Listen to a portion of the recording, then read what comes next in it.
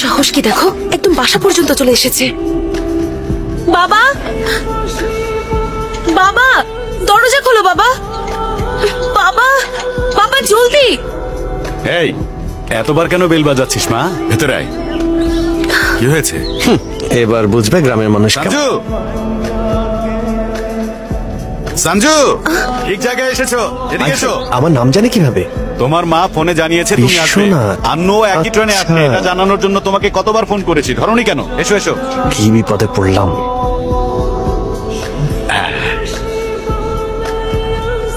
এসো ভেতরে এসো। তুই এতবার কলিং বেল বাজিয়েছিস কেন রে মা? বাবা উনি, ওই যে জানাকপুরে আমার বন্ধু গায়ত্রী থাকে বলেছিলাম না? হ্যাঁ এ তারই ছেলে সঞ্জু। ও হায়দ্রাবাদে চাকরি পেয়েছে, আজ থেকেও এখানেই থাকবে।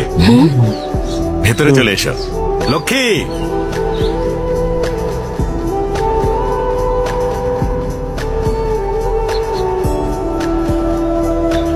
লক্ষ্মী দেখে যাও, গায়ত্রীর ছেলে এসেছে। ভালো আছে?